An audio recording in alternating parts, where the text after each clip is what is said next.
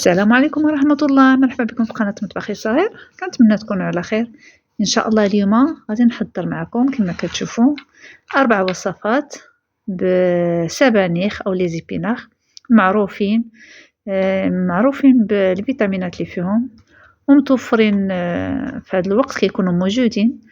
نحضروا بهم شهيوات هكا، وانا غادي نحضر معكم كما كتشوفوا خبيزات وواحد الاومليطه وبيتزا مسمن عمر لي زيبيناغ بنفس الحشوه. ان شاء الله ندوزو المقادير والطريقه. بالنسبه لي زيبيناغ كما كتشوفوا عندي هنايا واحد الكميه ديال لي زيبيناغ اللي غسلتها ونشفتها مزيان. غادي ندوز نطحنها. اللي عنده بحال هكا فاش يطحنها حتى في الهاشواغ ديال الذره غادي تطحن، واللي ما عندوش يطحنها غير بالموس عادي. غنطحن الكميه كلها وغادي نخليها جانبا. غادي نهز مقله غندير فيها شويه زيت البلديه وشويه واحد الضرس ديال الثومه. عندي هنا ضرس كبير اللي حكيتو ودرتهم فوق النار، وغادي نحط لي زيبيناغ ديالي حتى كيهبطوا مزيان. كما كتشوفوا لي زيبيناغ واخا تكون كميه في الاول كثيره، راه مع كيديروا شويه فوق البوطه كيصهدوا صافي كيبداو يدبالوا. غادي نزيد واحد شويه ديال الملح، وغنزيد واحد شويه ديال المعدنوس مقطع صافي، وغادي نحرك واحد شويه ونطفي عليه البوطه ونخليه جانبا. من بعد غادي ندوز نشلض واحد البصيله متوسطه كما كتشوفوا. انا درتها في نفس الهاشواغ فاش طحنت لي زيبيناغ. غنديرها في المقله مع شويه ديال الزيت حتى كتهبط ديك البصيله، وعاد كنزيد عليها لي زيبيناغ كما كتشوفوا صافي، وكنخلط ونخليهم جانبا يبردوا. بالنسبه للوصفه الاولى غادي ناخذ هنايا شويه تاع لي زيبيناغ. واحد ديك الكميه اللي عندي كنقسمها مثلا على 3 او على 4 او على شحال عندكم ديال الوصفات اللي غادي تستعملوا. هنا غادي نستعمل 4 الوصفات، اذا غنقسمهم على 4. نزيد واحد الكميه، زدت ليها شويه تاع الفرماج مثلث، خديت تقريبا واحد 3 الفرماجات. تقدروا تعملوا اي فرماج. هنايا عندي العجينه ديال المسمن. العجينه الكلشي كيعرف يعجنها. درت الفينو اكثر من الفورس وشويه الملح صافي وجمعته. وانتم كما كتشوفوا درت هذه الطريقه كيجي زوين بالنسبه للمسمن العامر. هذه الطريقه كتجي احسن. غادي ندير معكم الاولى وغادي نعاود معكم الثانيه باش تشوفوا الطريقه مزيان. من بعد ما كنسرح العجينه كنحط واحد القياس ديال الحشوه اللي كتكون باردات، خصها تكون بارده.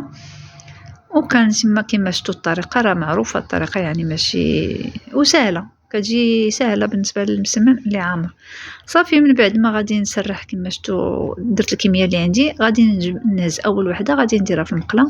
هنا راه زربت الفيديو شويه باش ما يجيكمش طويل صافي. كنبداو نطيبوا المسمن بالطريقه العاديه مع التقلاب. كما كتشوفوا هنا راه كيتنفخ. انا حاولت انني نزرب كي قلت لكم الفيديو، و ميم طون بغيتكم تشوفوا يعني راه واخا كيكون عامر كيجي خاوي من الداخل، يعني مورق وكيتنفخ صافي. وغادي نكمل مسمن ونزيد ندوز للوصفه الثانيه. بالنسبه هنايا انا ندير خبيزات. عندي زلافه ديال القمح بلا نخاله مغربل، وزلافه معمراش ديال الفرص، شويه ديال الملح، واحد معلقه ما عمرش، معلقه كبيره ما عمرش ديال الخميره الفوريه، معلقه ديال الزيت البلديه، واحد معلقه صغيره ديال العسل. اللي ما عندوش العسل ما بغاش يدير ممكن يدير واحد معلقه صغيره ديال السكر. وكنعجن بالماء دافي. هادو خبيزات كيجيو زوينين هكا في الكاسكروط. غادي نعجن غير بالماء دافي كما شفتوا، ماشي غادي نحاول انني ندلكها بزاف ولا غير القياس اللي غادي نجمعها صافي. غندهنها بالزيت ونخليها تخمر. غنغطيها ونخليها تخمر. كما كتشوفوا غادي ندوز الوصفه الثالثه. بين ما العجينه غادي تخمر غادي ندوز هنايا الوصفه الثالثه فيها 3 ديال البيضات. وبالنسبه للبيض كديروا الكميه اللي بغيتو. انا هنا درت 3 البيضات مع 3 الفرماجات. غادي نخلطهم مزيان كما كتشوفوا. نحاول انا داك الفرماج ما يبقاش هكاك طراف كبار. من بعد غادي نزيد لي زيبيناغ كميه اللي غادي خليت بالنسبه لهاد المرحله.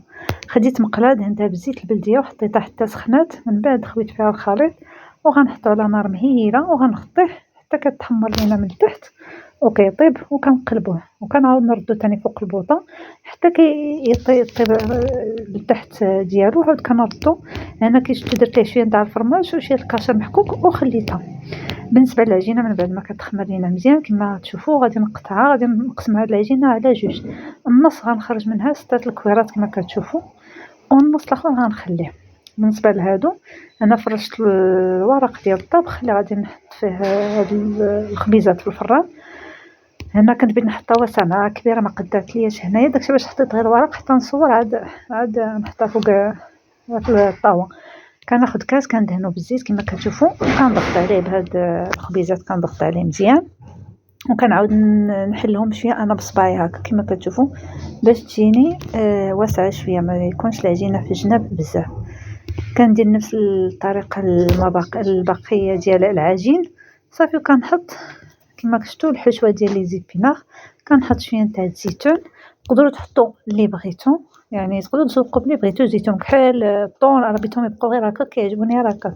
كنخليهم يخمروا، كندوز للعجينه الاخرى اللي بقات كنديرها على شكل بيتزا كما كتشوفوا.